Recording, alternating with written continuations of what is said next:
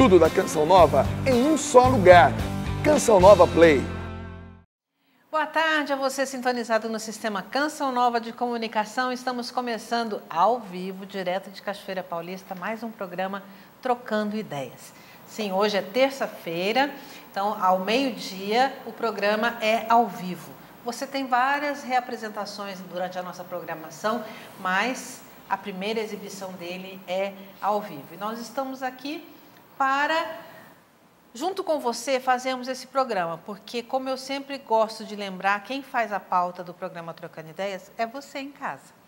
Né? Você que nos assiste, você que tem as suas dúvidas, você que tem as suas curiosidades, né? Você que quer saber um pouco mais sobre a formação, sobre a igreja, sobre vários assuntos que são pertinentes do nosso dia a dia, entre em contato conosco. Então você pode, desde já, mandar aí a sua pergunta para o trocandoideias@cançãonova.com ou também através do Facebook /Trocando Ideias. Você pode ligar para a gente. Nosso telefone é o 12 31 86 2600 e ainda enviar por carta. Sim, programa Trocando Ideias, Caixa Postal 57, CEP 12.630.000, Cachoeira Paulista, São Paulo. A sua pergunta é sempre muito bem-vinda. E como eu também gosto sempre de lembrar, não existe pergunta boba, pergunta tola. Não, né? A sua dúvida é aquilo que você tem no momento, esta é a pergunta.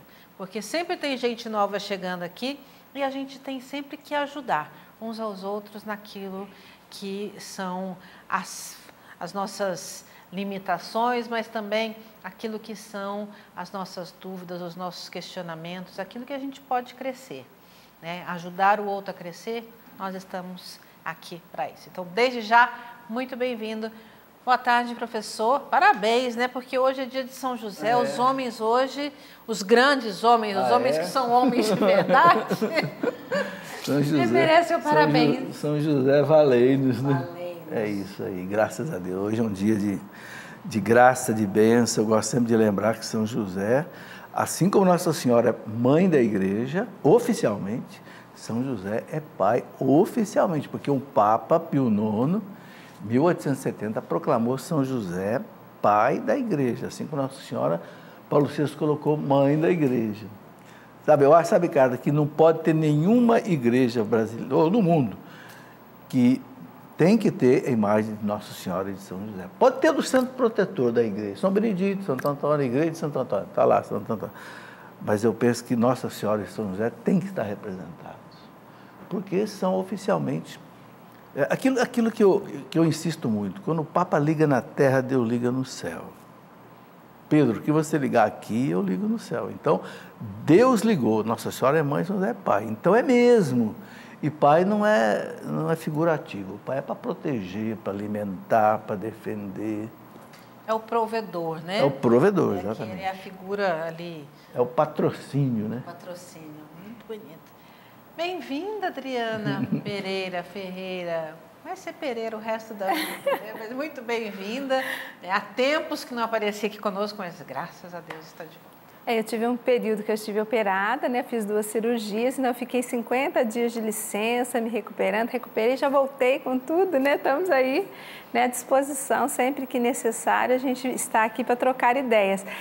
Não sou assim, né, uma sumidade, né? Fico estudando, fico buscando, mas eu sou uma curiosa das coisas da igreja, de conhecer conhecer e viver, né, os momentos que a igreja nos ensina a viver a cada momento de acordo com o Evangelho. Então, essa partilha de vida, nós estamos aqui para poder fazer com você, é descoberta, né? Viver a vida cristã é descobrir cada dia como ser mais parecido, mais semelhante a Cristo. Então, essa é a minha busca.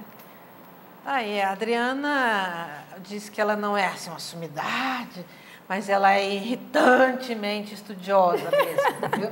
Ela é uma professora, mas que estuda, acho que ela é mais estudante do que professora, né? Porque está sempre ali, é típico dela, o Nildo também, eles são bem, né? A família gosta muito de investir no conhecimento, e dá certíssimo, né? Porque não tem como a gente ser, assim, pelo menos autêntico naquilo que você vive, se você não conhece o que você vive. Senão, o primeiro ventinho que vier te leva. Então, se você conhece, você sabe onde você colocou a sua confiança. Se você conhece aquilo que você está vivendo, está descobrindo a sua fé, você vai entender o que é esta fé e vai ter a oportunidade de vivenciá-la de forma mais autêntica. E isso vai te fazer muito bem e vai fazer bem a quem está do seu lado. Verdade. Exatamente. Por isso que a gente insiste muito aqui no Trocando Ideias, no conhecimento da fé, e a gente fala muito isso principalmente para os pais, né, que às vezes entram em crise com os filhos. Meu filho não vai... A gente precisa investir na educação dos nossos filhos. Não só a educação, a cultura, mas a religiosa também. Porque a gente só ama aquilo que conhece, né? A gente só conhece aquilo que ama. Então, e assim vai, e a gente vai despertando esse amor e o conhecimento aí nos nossos filhos. Fica a dica já, né? Eu vou começar aqui já o nosso programa com uma pergunta até meio polêmica, vamos dizer assim, né? Ele não se identificou, mas disse assim, professor, o que tem gerado a crise na masculinidade? Tem a ver com ideologias ou é apenas uma mudança de época? É possível detectar, referente a esta crise, um problema na educação, na escola ou no ambiente familiar? Ele se refere aí, Carla, à homossexualidade? Parece, né? Não deixou muito claro, mas parece. Porque crise da masculinidade... Olha, a primeira coisa que eu gosto de colocar é o que a igreja coloca no catecismo. A igreja coloca assim, ela não entra no mérito da causa da homossexualidade. Ela fala, a causa é complicada, a causa é muito difícil de ser. A igreja ela só trata da consequência, né? Ela falou, quem tem a tendência homossexual não é pecado, ninguém tem, vamos dizer, culpa disso, mas o que a igreja exige é que a pessoa viva a castidade. Pronto, a igreja para aí e pede que se respeite e tudo.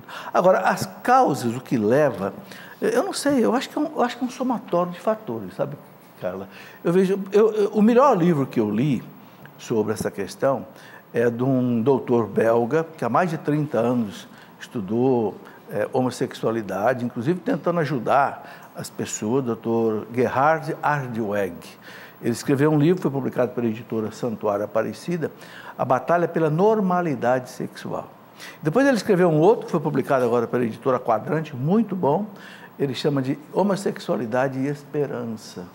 Da editora Quadrante, um livro muito bom desse doutor belga, que ele é um cientista, ele elenca ali uma série de referências biográficas internacionais muito grande.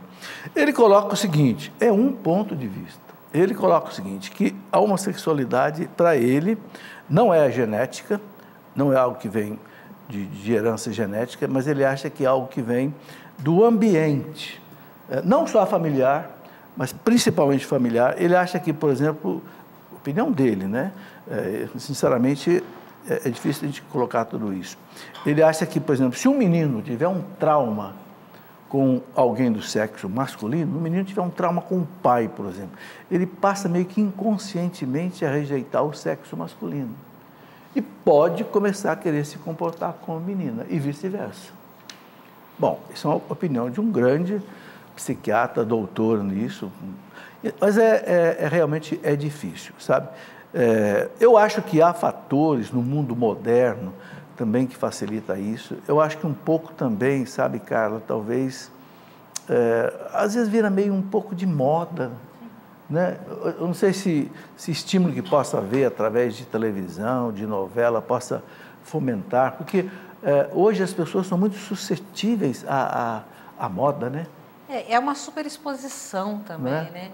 Eu penso que é uma das coisas que a gente não tem muito hoje, isso que eu estou falando, como detectar e dizer, esta é a causa. Não, né? Vamos dizer assim... Não, é difícil. É como se fosse uma epidemia, difícil, né? Mal comparando, mas... E que a gente não sabe de onde vem e como isso, aonde vai parar também, né? Mas eu acho que essa questão da gente estar atento a tudo isso e ao ambiente. Eu queria ver, Adriana, você também, com toda essa sua experiência de sala de aula mesmo, né, de conviver com os jovens, principalmente na faculdade, como é que você vê isso? Então, tem muita desconstrução da verdade, né, sendo feita dentro das escolas, né, a partir do pensamento crítico e outras linhas de pensamento que vão desconstruir as bases da sociedade, da nossa sociedade latina, né? Nós que não só latina, mas assim, vamos dizer latina, que da Europa para cá. As nossas bases são judaico-cristã, a filosofia grega, nós estamos ligados também à parte jurídica dos romanos, à herança dos romanos, enfim, quando se começou um movimento contrário a tudo isso, várias linhas de pensamentos começaram a desconstruir família, que era a base, só que tudo isso muito lentamente, dentro das escolas, através dos meios de comunicação social, através dos livros, jornais, enfim. Isso começou devagarinho. Subliminarmente. Hoje já nem tanto. E aí o que acontece? Foram mudando o pensamento das pessoas. Aos poucos foi se construindo uma nova maneira de pensar o ser humano no mundo. Né? Só que isso é contrário aos valores da igreja. Né? Por isso se diz que a igreja é retrógrada, que a igreja é conservadora. Sim, ela conserva aquilo que é a base da sociedade. E ao longo desses 2000 anos, ou mais que isso, através do judaísmo, nós vimos como a sociedade foi formada, a sociedade ocidental foi formada e tudo mais. E quando tudo isso começa a ser atacado de diversas formas, quando outros tipos de pensamentos são colocados, essas bases vão sofrendo avarias. E hoje nós estamos colhendo o resultado de um conjunto comunicacional, né? Tanto pelos meios de comunicação, como também dentro das escolas, dentro da formação acadêmica. Então, tudo isso hoje nós estamos colhendo uma série de resultados disso. No Catecismo da Igreja Católica diz assim, nas paixões, como nos movimentos da sensibilidade, não há bem ou mal moral, mas enquanto dependem da razão e da vontade, há nelas bem ou mal moral. É o parágrafo 1773. Então, começaram a trabalhar em nós as nossas vontades, começaram a mostrar para a gente que não existe bem ou mal, que o que eu sinto, o que eu vivo, o que eu estou sentindo é a minha verdade. Então, é uma verdade relativa, a partir do que eu sinto. Então, se eu sinto, eu quero viver isso. Então, e aí é uma verdade para mim mesmo, eu estou sentindo, então vai fortalecendo a minha maneira de ver o mundo, a minha maneira de me portar no mundo. Então isso já vem de muitos e muitos anos. Então eu acredito, na minha opinião, que seja um resultado de um conjunto de ações muito bem articuladas aos poucos, que foi penetrando na sociedade, na vida da sociedade de diversas formas e que hoje nós colhemos esse resultado. Eu gosto muito de ouvir o padre Paulo Ricardo quando ele começa a falar dessa parte, porque ele fala muito da parte das escolas, dos meios de comunicação e tudo, e nos ajuda muito. Tem muitos vídeos curtinhos do padre Paulo Ricardo que ele explica, né, como é que está a cultura no mundo hoje, a influência das nossas culturas, né, o que está acontecendo, a raiz, quem pensou isso, quem pensou aquilo, e ele vai nos mostrando as bases de como hoje a nossa sociedade chegou, né, na situação em que está, né? Da família ser tão atacada, né? Os principais valores que a igreja sempre preservou ter sido tão atacados ao longo do tempo e agora também.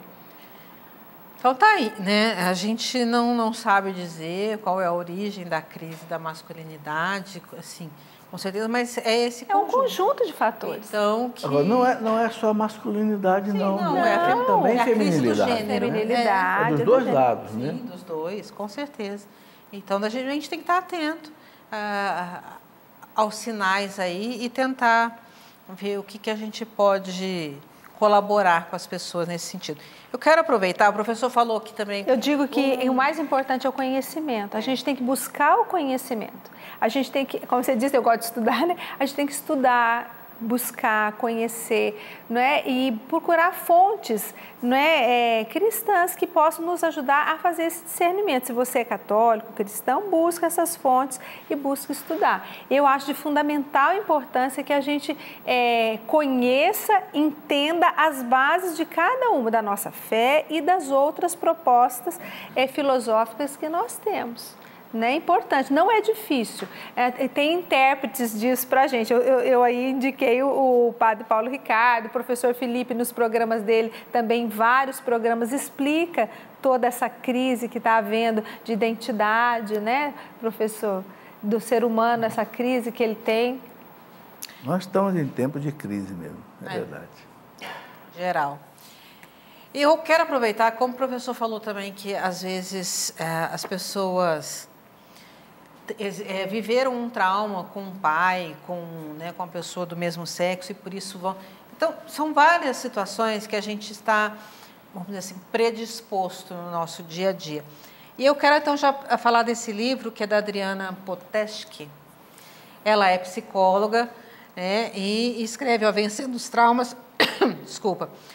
Os traumas que nos prendem. Então, vencendo os traumas que nos prendem, que é, na verdade, aquela questão que a gente fala sempre do ressignificar aquilo de ruim que nós tivemos, uma experiência ruim, e disso a gente tirar um bem.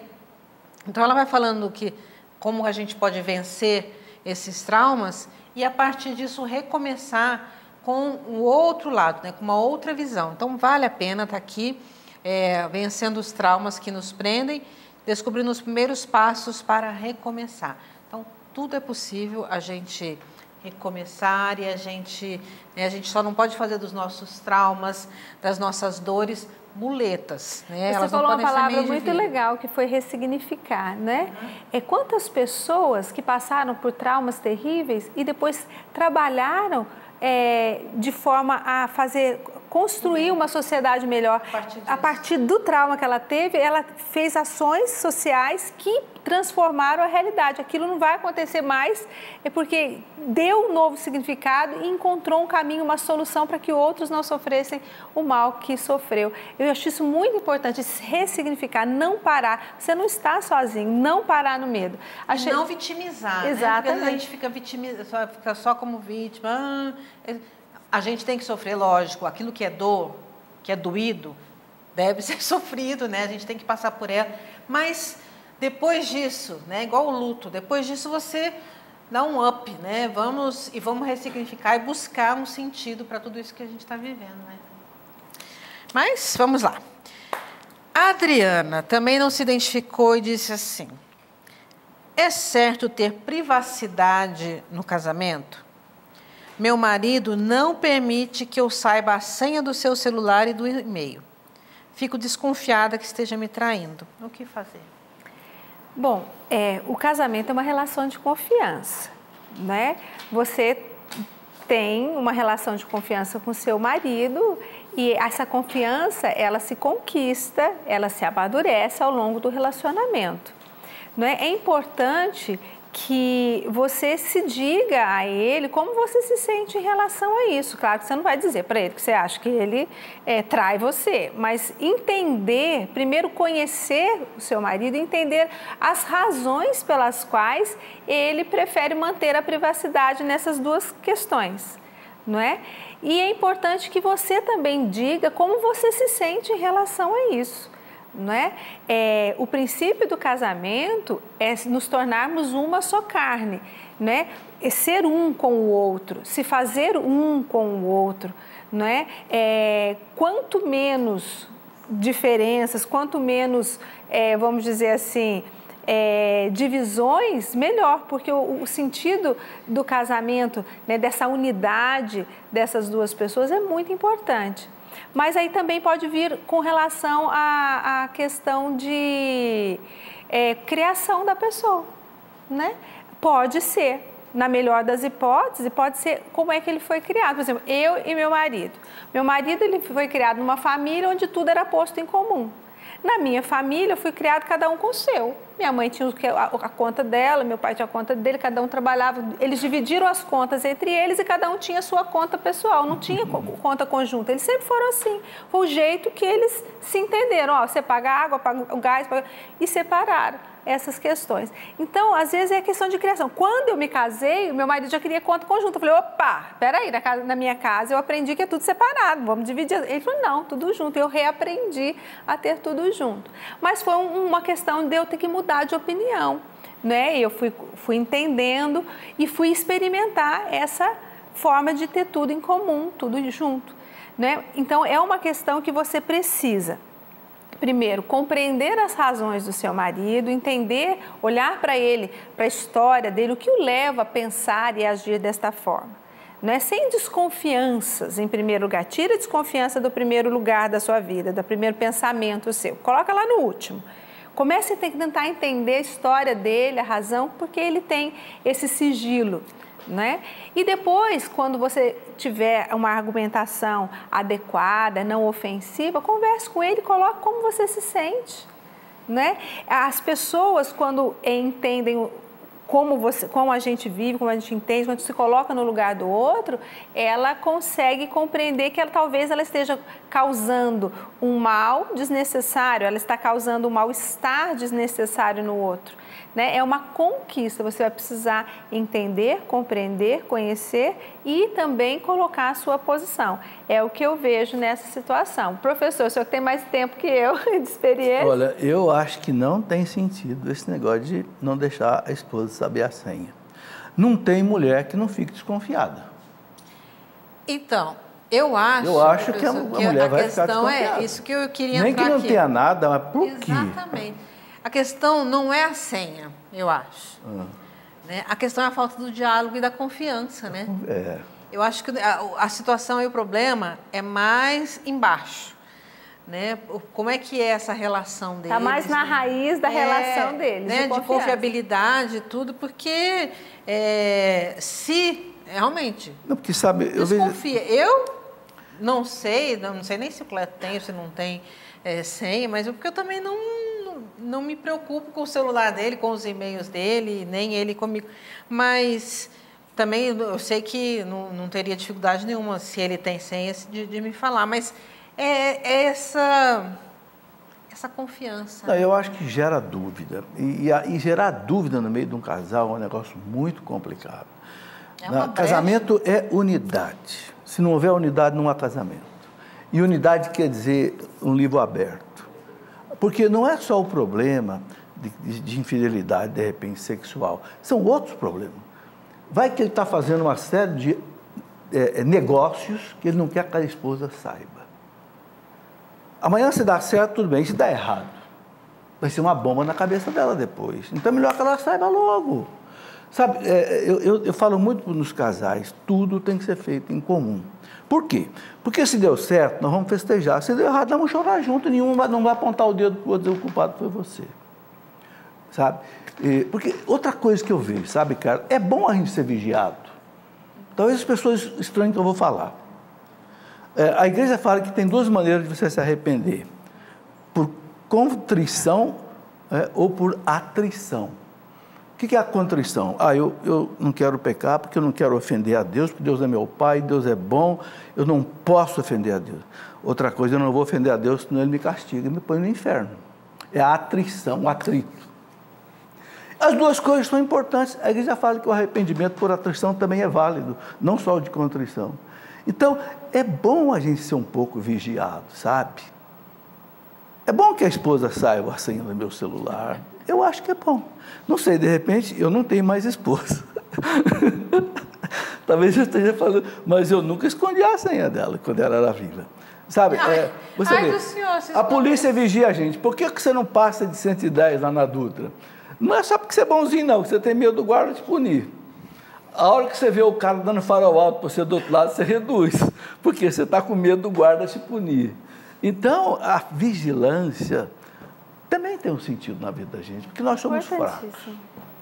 Importantíssimo isso. E crescer nessa comunhão, né? Crescer nessa unidade no casamento, no diálogo, é preciso conversar sobre essas coisas dentro do casamento. É preciso. O que não pode é manter essa situação. É que você se diga como você se sente e busque conhecer o seu marido e deixar-se conhecer pelo seu marido para que haja essa unidade e vença essa etapa que não é boa. Exatamente. Professor, uma pergunta que chegou para nós agora aqui via Facebook. Ele diz assim: boa tarde, não quero ser identificado, mas minha mãe fez laqueadura há anos, pois ela não vivia de acordo com a igreja e também por falta de entendimento. Hoje ela tem 57 anos, está querendo viver de acordo com a igreja e voltar a comungar. Ela pode confessar e comungar? É claro que pode. Claro que pode, principalmente porque está dizendo que ela, quando ela fez a laqueadura, ela não tinha essa consciência cristã de fé que ela tem hoje. Então, claro, ela inclusive, já devia ter se confessado e já devia ter deixado isso no passado há muito tempo. Lance isso da misericórdia de Deus e viva a tua vida nova, entendeu? Tranquilamente. Exatamente. Aqui, Adriana, são duas perguntas. Eu vou fazer uma para você, da mesma pessoa, e a outra para o professor. Mas começa assim, ela é de Juiz de Fora. Ela diz assim: vou fazer uma pergunta. Posso pedir que o meu anjo vá a algum evento religioso, uma vez que eu não posso ir, como numa novena, um terço, se eu estiver impossibilitada de ir? Seu anjo não vai sair do seu lado, porque o anjo da guarda está te guardando. Ele não vai te representar em lugar nenhum para você ficar, né, na sua casa, mesmo que convalescente, ou outros motivos que não te permitem ir. Não é? Eu penso que quando a gente estuda a realidade dos anjos, a gente entende que os anjos existem, são enviados de Deus para nos guardar, os anjos da guarda. Tem o anjo de Portugal, então a gente entende que existe o anjo de cada país, né? Ele tem uma função, ele tem uma missão, não somos nós que damos missão a ele, né? Então eu penso que você não tem como ir, então paciência. Ou então esforce-se para estar presente nesta novena, esforce-se para se fazer presente nessa atividade religiosa, ou então coloque na misericórdia de Deus, porque o anjo não vai cumprir os seus compromissos. Ela me une de coração, né? Sim. Não tem assim, a gente interceda, intenção, né? Não pode ir, está impossibilitado de ir, realmente. Se coloque em oração como se estivesse lá, faça a sua novena em casa, interceda pelos que lá estarão. Eu acho bonito quando tem aquelas novenas que vão de casa em casa, tão bonito, Dona Terezinha aqui em Cachoeira Paulista, mesmo com os pezinhos todos inchados por problema sério de circulação que ela tem, ela vai e faz a novena de Natal na casa de cada pessoa. Se não pode ir, interceda para que aquela casa que vai ser visitada receba a graça de Deus, que a família se abra à presença de Deus e da oração que ali será feita. Mas o anjo não vai fazer o seu papel, né, professor? Tem uma coisa ali, Adriana, que é interessante, que quem fala é Padre Pio. Padre Pio fala assim: quando você passar por uma igreja e você não puder entrar, peça a seu anjo que vá lá diante do sacrário adorar Jesus. Padre Pio fala isso. Mas baseado em quê? Baseado naquela passagem do Evangelho em que Jesus, quando fala dos anjos da guarda, das crianças, né? Ele fala, eles assistem diante de Deus. Porque o anjo, como ele está em Deus, ele pode estar aqui e pode estar lá. Não é que ele esteja lá e não esteja... Não, como quem está em Deus está, de certa forma, em toda parte, o Padre Pio coloca isso. Então, eu acho que é válido, por exemplo, né, a gente dizer, olha, meu santo anjo, né, adore o Senhor para mim, diante do Santíssimo, se eu não posso ir.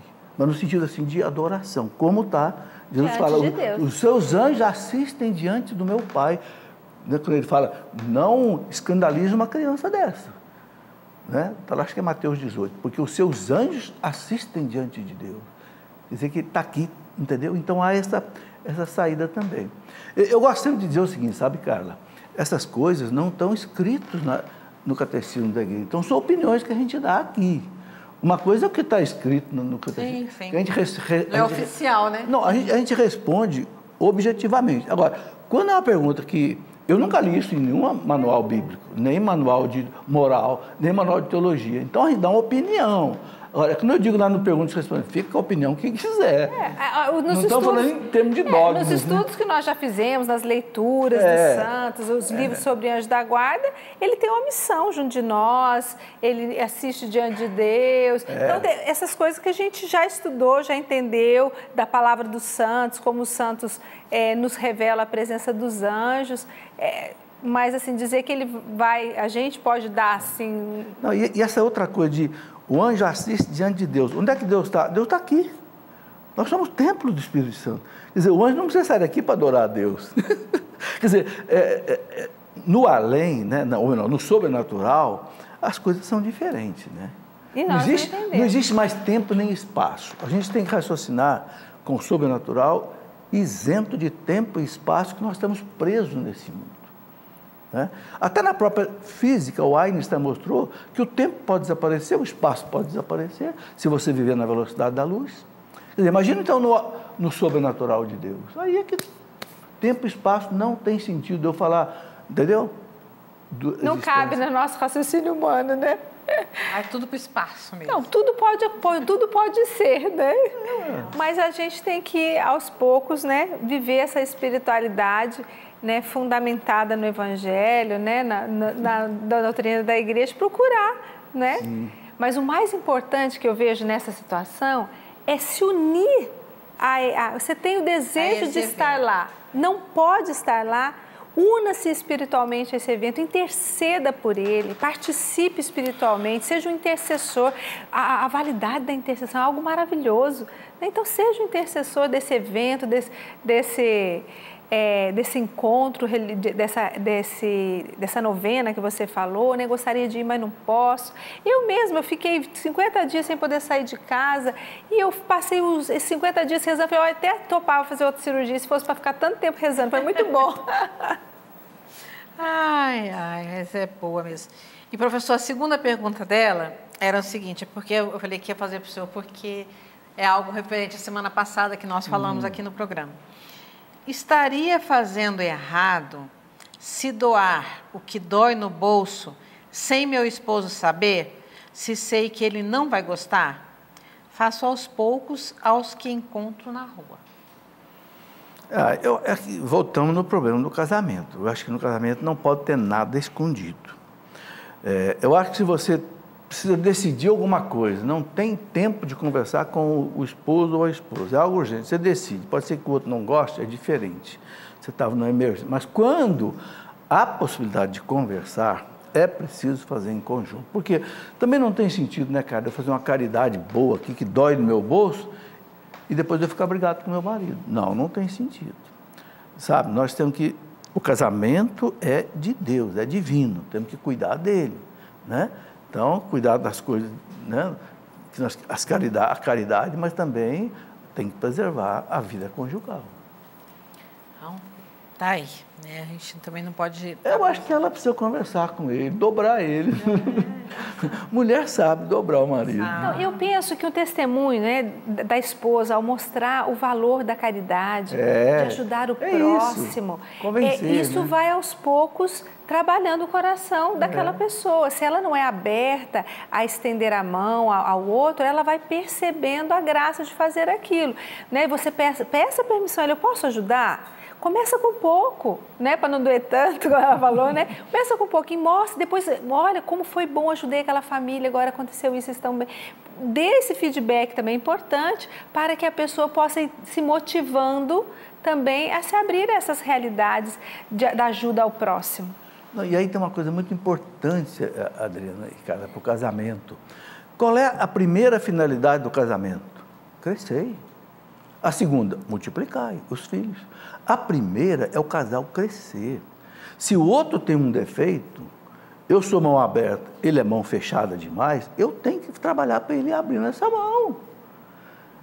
Sabe, um casamento, um não faz o outro crescer, ou seja, não faz o outro deixar seus problemas, seus defeitos, seus vícios, esse casamento está faltando alguma coisa. Todo relacionamento saudável ele proporciona o crescimento dos dois. E não é só marido e mulher, é dois amigos, dois namorados, dois noivos, sabe, dois irmãos. Se tem um relacionamento, tem que haver crescimento, senão fica vazio. Né? Então, isso faz parte da primeira dimensão da vida conjugal, crescer. Eu sou obrigado a fazer meu marido ser melhor. Eu sou obrigado a fazer minha esposa ser melhor. Se ela não for melhor porque está casada comigo, está faltando alguma coisa aí. Estou em débito. Estou em débito. E o diálogo que é fundamental em tudo isso, né? Não é? Sim, tem que... Conhecer o outro, Não é? dialogar. Claro que é com jeito, como você falou, com jeito, com pedagogia, com carinho, mas a gente é obrigado, sabe? Deus deu uma pessoa para a gente levar essa pessoa para o céu com a gente. Não é só para gerar os filhos, trabalhar. Deus colocou uma pessoa do lado da gente para a gente construir essa pessoa. Não que falo no encontro de casais, né? Amar não é querer alguém construído, é construir alguém querido. Não é querer alguém construído, prontinho, bonitinho, não. Vou te dar um homem cheio de defeito e você vai me devolver ele bonitinho. Sabe, essa é a glória do casamento. O casal que consegue fazer isso cumpriu a missão que Deus deu para o casal. E depois dos filhos. É outra parte que é educação, geração, criação. Porque nós vamos chegar lá e Deus vai perguntar, né? Cadê Vai. o marido? Cadê o marido que eu te dei? Não veio. Faltou nessa. Então, a gente tem que dar conta disso também.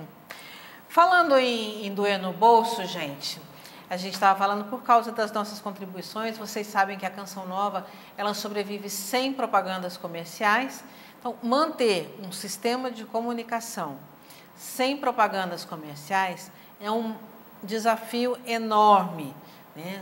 Já temos a graça de Deus, desses anos todos, conseguir viver da providência divina, né? Através da doação daqueles que são nossos parceiros aqui, né? Você que é nosso telespectador, você é um parceiro nosso aqui na evangelização. E a gente tem agora, nesses últimos tempos, uma novidade, né? Você não precisa só através do boleto bancário, do débito automático, através de arrecadador, não sei, a maneira que você contribui com a Canção Nova, uma maneira hoje ainda mais prática é que você pode fazer a sua doação mensal através do cartão de crédito. É só você cadastrar o seu cartão de crédito, né, aqui no Clube da Evangelização, e todos os meses a sua doação vai ser debitada aí na sua fatura. Você vai ver, quando chegar a sua fatura do cartão de crédito, que foi debitada como são das assinaturas, a contribuição com a Canção Nova. Então, se você pode e quer, né, essa facilidade maior para você aí, você pode acessar clube.cançãonova.com ou ligar também para o 31 86 26 00, falar com os nossos atendentes: eu quero fazer, a partir de hoje, a minha contribuição via cartão de crédito. E aí você tem essa facilidade, tá certo? Então, aproveite, porque a gente economiza tempo, né, com o banco, e a coisa é mais... Carla, e esse tempo de quaresma é muito bom para isso. Eu acho que deve aproveitar esse tempo, porque a igreja recomenda o quê?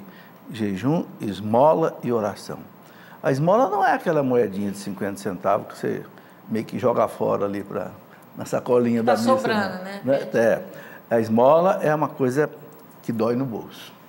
Nós colocamos isso semana passada. Estamos falando isso da dor no bolso. Então, olha, realmente, ajudar as obras da igreja é uma obra de caridade e obrigação do cristão.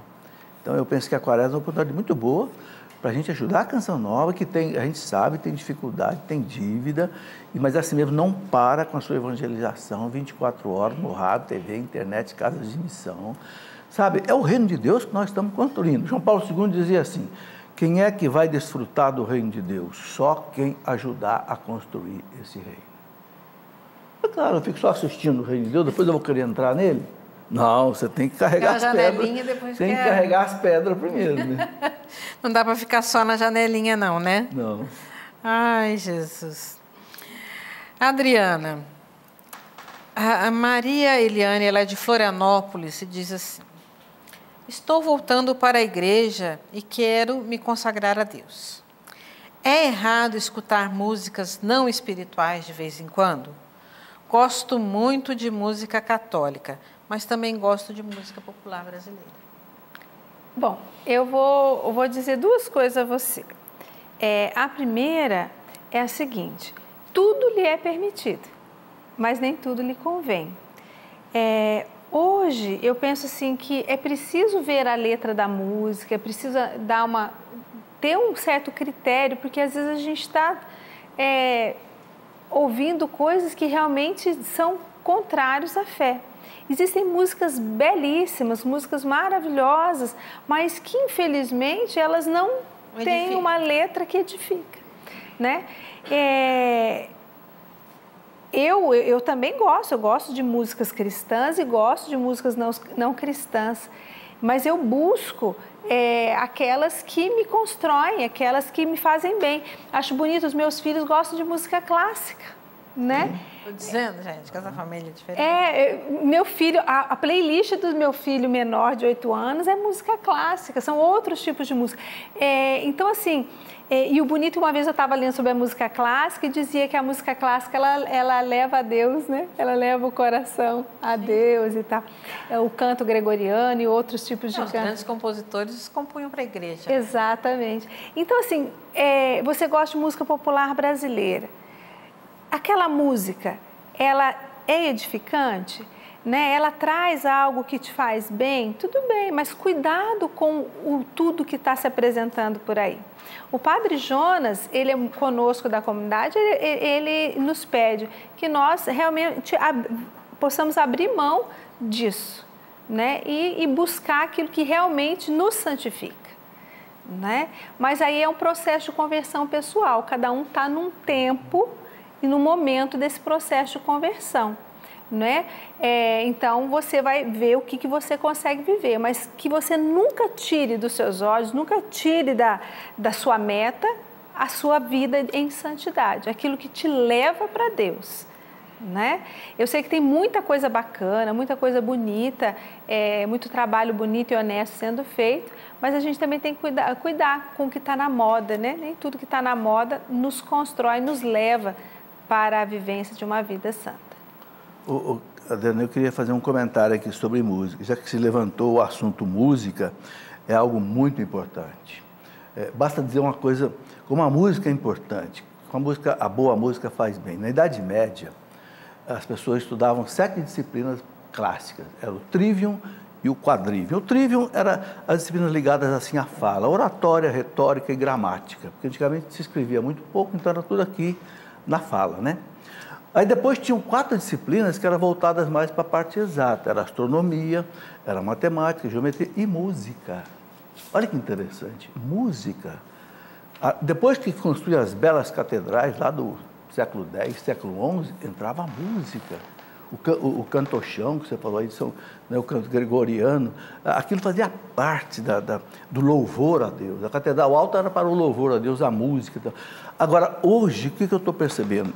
Além da questão da letra da música, pode ser boa ou não pode ser boa, uma coisa que eu estou percebendo hoje, que eu entendo como físico, as músicas de som, de volume muito alto, são altamente prejudiciais à saúde. Eu queria deixar esse alerta aqui. Eu dei aula de física disso, de acústica. O som que passar de 72 decibéis, decibel é a medida da intensidade do som, tá?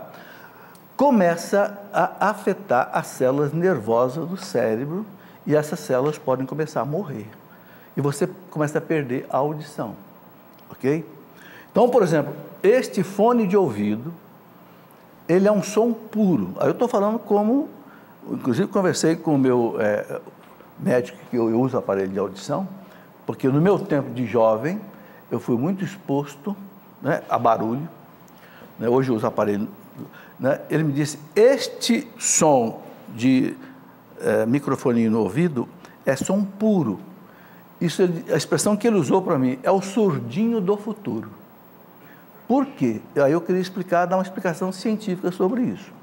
Você põe o som diretamente aqui no tímpano, você não tem um filtro que o ar faz. Quando você fala aí, o ar, a onda sonora, ela caminha energeticamente no ar e chega até meu ouvido. Você tem um certo filtro, tá? Amortece. Agora, o som puro, né, no ouvido, ele tem um efeito muito mais forte. Então, ninguém deve usar, por exemplo, um aparelhinho desse de ouvido mais do que 40 minutos direto. E você vê juventude hoje fica o dia inteiro com esse negócio aí. Estou dizendo que um médico, otorrinolaringologista, né, falou para mim, é o surdinho do futuro.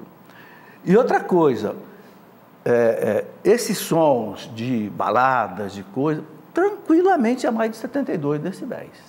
Eu não sei o que acontece com a juventude, que a juventude gosta de som alto, no berro. Gosta? Nós mais velhos não gostamos, e ela ainda, me faz mal, porque é do aparelho de ouvido e tal, me dá às vezes até taquicardia. O problema não é gostar ou não gostar, o problema é que faz mal para a saúde, entendeu? Células nervosas, quando morrem, elas não se reproduzem. Então isso também é religião, é cuidar da saúde. Entendeu? Não podemos deixar o nosso corpo se estragar assim. E eu costumo dizer para essas pessoas que usam fone muito alto, às vezes eu até me arrisco na rua de cutucar o rapazinho, a mocinha, olha, cuidado com esse som alto. No dia que você for fazer uma entrevista de emprego, precisar fazer uma audiometria, se você for reprovado na audiometria, nada te faz conquistar esse emprego. É reprovação imediata. E suja a ficha, né? Suja, pro resto da vida você vai ficar ali. E em várias funções você não vai poder trabalhar porque depende da audição. Né? Isso é muito sério. E em relação à nossa amiga que nos fez essa pergunta, a Maria Eliane, olha, Maria Eliane, eu sei que você gosta de música popular brasileira, mas eu digo você amplie, né, a sua escuta de música, busque essas músicas que nos elevam a nossa alma, viu? O senhor falou da música clássica e de vários tipos de canto que ajudam também no raciocínio, desenvolver o raciocínio da criança e tudo mais. Eu vejo isso nos meus filhos. A música faz muito bem, não é só para o raciocínio, é para problema assim de relaxamento, de bem-estar, entendeu? A música desenvolve, inclusive, o psiquismo da pessoa e desenvolve a intelectualidade da pessoa. Agora, tem que ser uma música adequada, entendeu? Porque do mesmo jeito que ela ajuda, ela pode atrapalhar. A música, então, hoje não é... duas coisas. A gente tem que ver que música não é só divertimento. Exatamente. Né? A música boa ajuda muito, a música ruim atrapalha também. Professor, falando em atrapalhar, aqui é a Carmen Lúcia, ela é lá de Belém do Pará. Eu vou fazer duas perguntas dela numa só, porque a gente está já no finalzinho aqui do programa. Ela queria saber, hoje em dia, falando em moda e nessa coisa, também muito em alta esses livros de autoajuda. Se é pecado, né, se é errado as pessoas lerem esses livros de autoajuda, até mesmo de psiquiatras e de várias pessoas. E segundo, são duas perguntas, tá? Se é pecado ir a um casamento evangélico. Ela foi convidada para um casamento, se pode ir ou não a esse casamento, ou se é errado. Ok, primeiro o livro de autoajuda. Hoje a autoajuda virou moda. Tudo que a livraria hoje está de autoajuda, o que faz a gente pensar que a humanidade realmente está mal. Está precisando de muito de ajuda. É claro, se você tem livro de autoajuda, é porque as pessoas estão precisando de ajuda.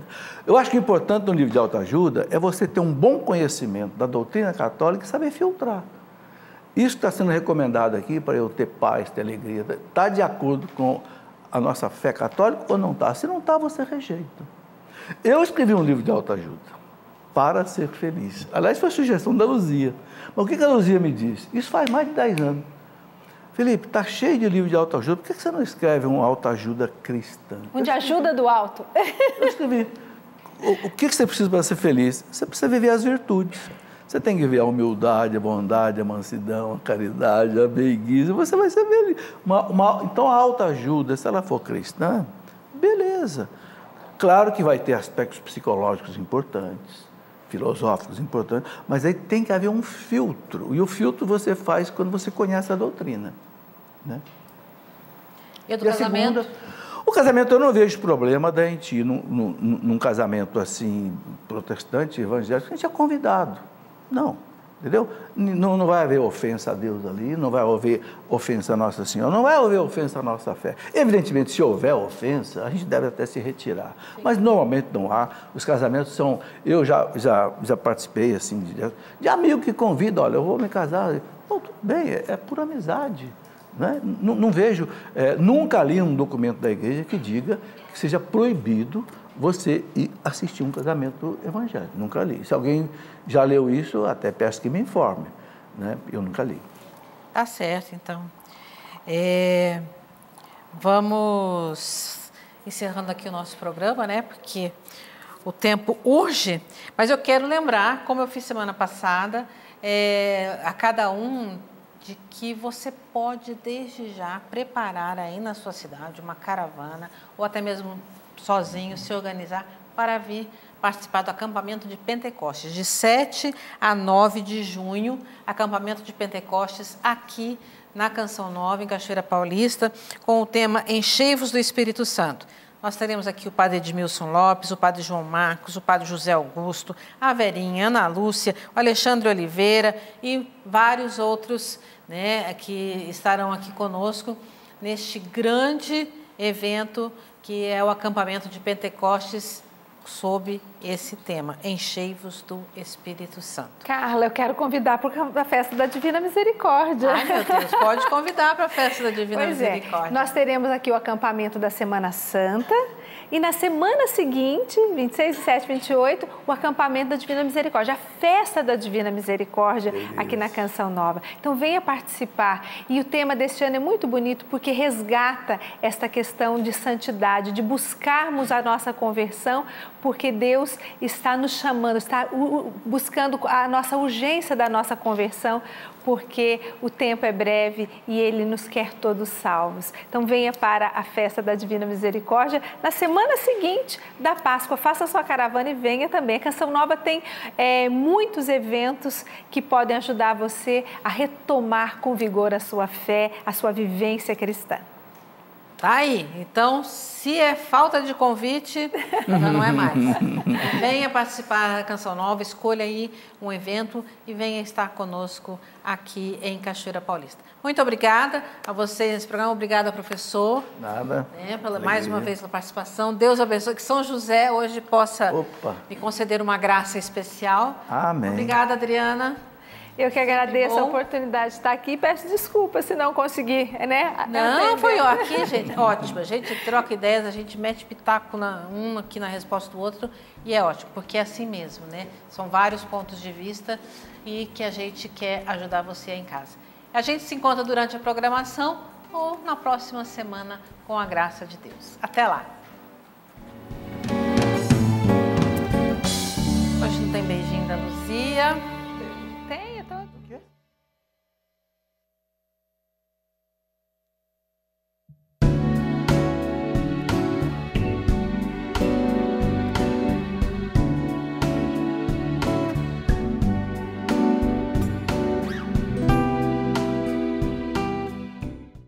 Tudo da Canção Nova em um só lugar. Canção Nova Play.